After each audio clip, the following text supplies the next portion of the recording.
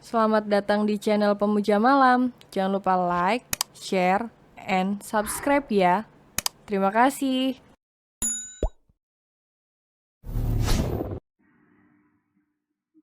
Chapter 46. Lemah Hati. Iya, kami beruntung karena kalian berdua menemui kami di sini. Entah bagaimana nasib kami berdua kalau kalian tidak pernah menemui kami di sini. Ucap Satria dengan penuh penyesalan dan juga merasa menderita ketika membayangkan apabila Delia dan Kaisar tidak pernah menemui mereka berdua. Apakah bisa dibayangkan bagaimana kehidupan mereka apabila mereka selamanya tidak mengetahui bahwa Stella adalah putri palsu yang mengaku-ngaku sebagai putri mereka? Perasaan ditipu oleh seseorang itu sangat menyakitkan, dan mereka bersyukur karena mereka tidak mengalami hal itu dalam waktu berkepanjangan. Kejahatan Stella yang telah menipu mereka berdua langsung terungkap pada hari kedua kedatangannya masuk ke dalam keluarga mereka. Walaupun mereka harus membayar mahal penipuan yang dilakukan oleh Stella itu, karena Stella telah menggunakan black card milik mereka dan membelanjakannya seperti orang kesurupan. Sehingga mereka harus membayar semua barang-barang branded yang dibeli oleh Stella senilai lebih dari 20 miliar hanya dalam satu malam. Stella memang tidak waras otaknya.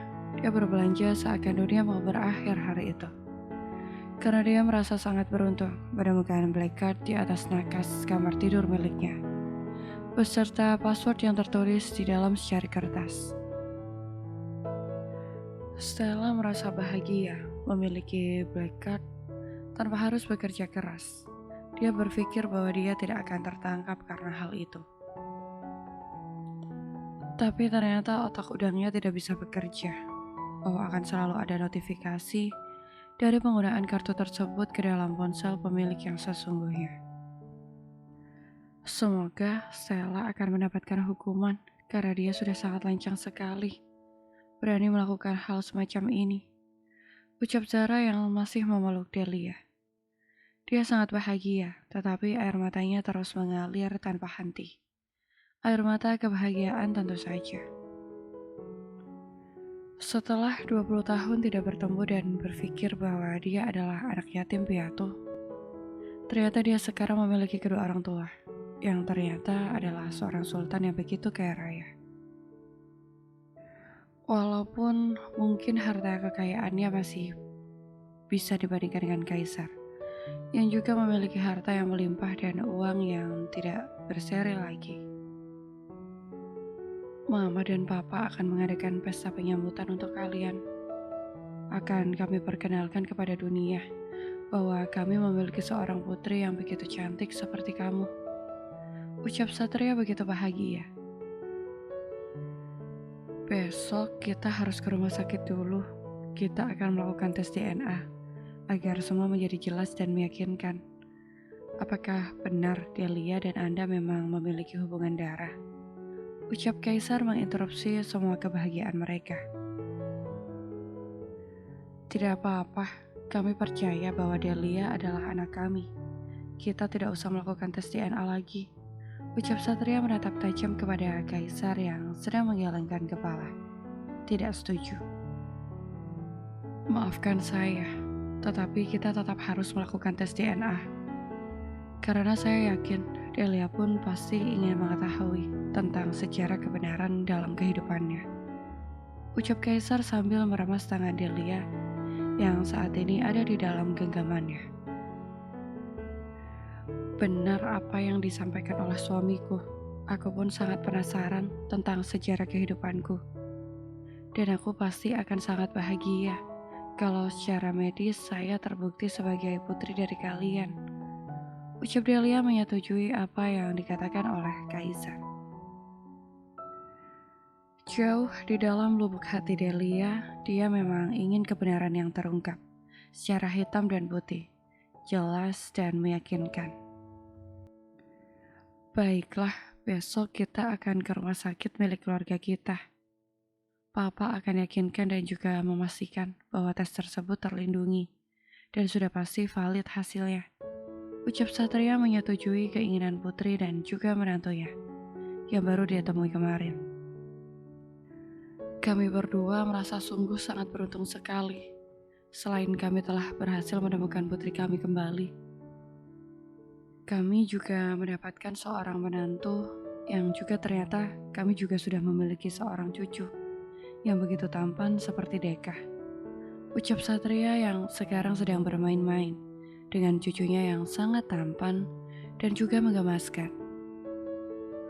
Benar, Deka kita ini benar-benar sangat mirip dengan Delia ketika dia masih seusia Deka saat ini. Oleh karena itu, Mama sangat curiga waktu melihat Deka dan Delia di antara kita. Ucap Zara mengungkapkan perasaannya ketika pertama kali melihat Delia dan Deka. Kalian pasti sudah sangat lelah setelah melakukan perjalanan jauh Indonesia-Amerika dan mengalami begitu banyak drama untuk bisa berkumpul kembali bersama kami sekarang. Istirahatlah, karena besok kita akan berkumpul kembali dan semoga hari esok akan menjadi lebih baik. Ucap Satria meminta kepada Delia, Kaisar, dan juga Deka untuk beristirahat di kamar yang sudah mereka sediakan di mansion itu. Mama belum merasa puas untuk bermain dengan Deka, ucap Zara sambil mencium dan memeluk cucu yang saat ini bersamanya. Kaisar, tolong izinkan istri saya untuk bisa tidur bersama dengan Deka. Dia pasti sangat bahagia sekali karena ternyata dia sudah mempunyai seorang cucu setampan Deka. Ucap Satria meminta izin kepada Kaisar untuk bisa tidur bersama dengan Deka di kamar mereka berdua.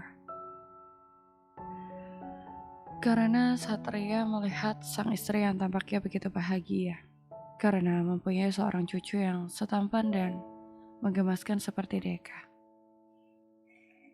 Iya, tidak apa-apa. Kalian bisa tidur bersama cucu kalian.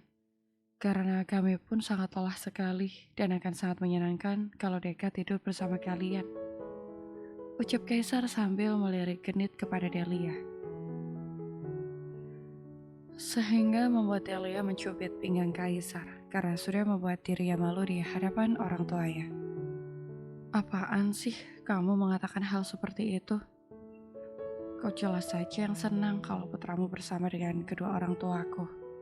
Ucap Delia marah-marah dan kemudian meninggalkan Kaisar di sana bersama dengan kedua orang tuanya.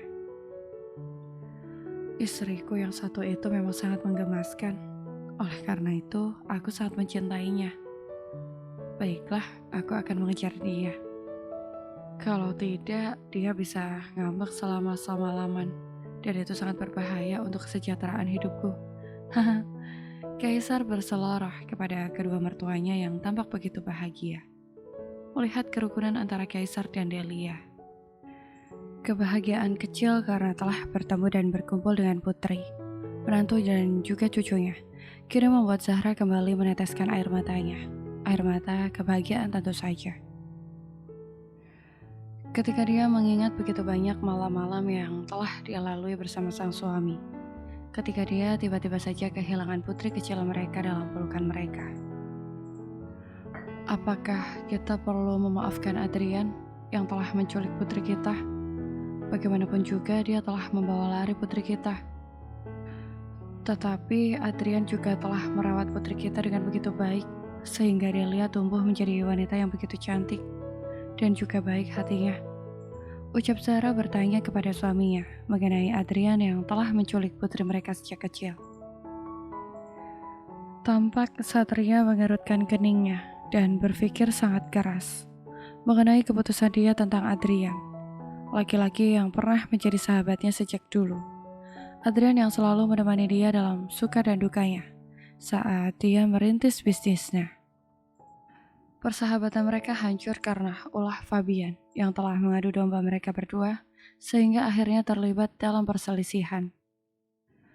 Membuat Adrian nekat menculik putri mereka berdua karena merasa tersinggung telah difitnah seorang pengkhianat di dalam perusahaan yang dikelola oleh Satria. Nanti kita akan tanyakan kepada Adrian alasan dia melakukan ini kepada kita, ucap Satria. Kemudian dia mengajak Zahra ke dalam kamar untuk mulai beristirahat. Bagaimanapun dia merasa kasihan kepada Deka yang sudah menjalani perjalanan jauh. Pasti cucunya itu sudah kelelahan. Ayo kita istirahat, kasihan Deka, dia pasti kelelahan. Jangan buat dia bergadang, ucap Satria kepada istrinya. Mama masih rindu dengan cucu kita, Zahra sambil melihat Deka yang tampak asyik bermain dengan suaminya. Besok kita akan melaksanakan tes DNA. Istirahatlah sayang, jangan sampai nanti kau kelelahan. Satria membujuk istrinya untuk beristirahat. Walaupun terlihat bahwa Zahra masih penasaran untuk bermain dengan cucu mereka yang baru mereka temui. Kalau kita meminta kepada Delia untuk merawat Deka, apakah Papa setuju? Tiba-tiba saja Zahra menanyakan sesuatu yang membuat Satria mengerutkan keningnya. Melakukan itu mah, kasihan Deka kalau harus berjauhan dengan kedua orang tuanya. Kalau Mama memang menginginkan untuk dekat dengan mereka, kita bisa kembali ke Indonesia nanti. Papa bisa menyerahkan perusahaan kita di sini kepada manajemen profesional, sehingga kita cukup untuk memanagenya dari jauh, ucap Satria memberikan idenya kepada sang istri. Papa benar, kita bisa melakukan itu sayang. Bukankah kita juga sudah lama tidak kembali ke Indonesia? Mama juga rindu untuk bertemu dengan kedua orang tuaku, ucap Zahra menyetujui ide yang diberikan oleh Satria, suaminya. Ayo kita istirahat, Deka sayang, ayo kita tidur ya sayangnya kakek, besok lagi kita main, Satria sambil menggendong cucunya. Kita sholat isya dulu Pak, jangan sampai nanti lupa, ucap Zahra memperingatkan suaminya untuk tidak lupa sholat isya dulu sebelum tidur. Deka, kau tidur dulu di ranjangnya kakek ya, kakek sama nenek akan sholat dulu. Setelah berpesan kepada cucunya, Satria kemudian pergi bersama istrinya untuk sholat bersama. Setelah sholat selesai, mereka pun kemudian tidur dan mengistirahatkan tubuhnya untuk besok bisa beraktivitas. Sementara itu, Delia dan Kaisar di kamarnya pun sedang beristirahat. Akhirnya, urusan kita di Amerika selesai dengan lancar. Semoga setelah tes DNA selesai, tidak ada lagi keraguan di antara kalian, ucap Kaisar. Kaisar mengerutkan keningnya ketika melihat Delia tampak tidak merespon apa yang dia katakan. Kenapa sayang? Apakah kau sedang memikirkan sesuatu? Tanya Kaisar sambil meraih telapak tangan Delia yang terasa dingin di kulitnya. Kita matikan saja AC-nya sayang, tanganmu begini dingin. Aku tidak tega dengan kamu, ucap Kaisar. Tidak apa-apa, aku baik-baik saja. Aku hanya sedang pusing memikirkan tentang Stella. Apa yang akan terjadi padanya sayang? Tanya Delia sambil menatap sendu kepada Kaisar. Stella itu gadis yang jahat dan dia juga gadis yang licik. Lihatlah, dia sama sekali tidak memikirkan tentang orang tuamu. Bagaimana mungkin dia sampai tega menggunakan black card milik orang tuamu sampai habis 20 miliar? Dia benar-benar sangat keterlaluan dan tidak masuk akal, ucap Kaisar dengan geram ketika memikirkan mertuanya, yang harus membayar perbuatan Stella yang sangat keterlaluan itu. Bukankah barang-barangnya juga digunakan oleh Mama dan sebagian juga diberikan kepadaku? Jadi aku rasa kalau kita minta kepada Ayah untuk memaafkan Stella, bukan sebuah masalah besar, ucap Delia sambil menatap kepada Kaisar dengan lekat. Kaisar menggelengkan kepalanya menolak ide dari Delia yang dinilai terlalu lembut dan terlalu baik hati. Memaafkan seseorang terkadang tidaklah selalu menjadi solusi yang terbaik.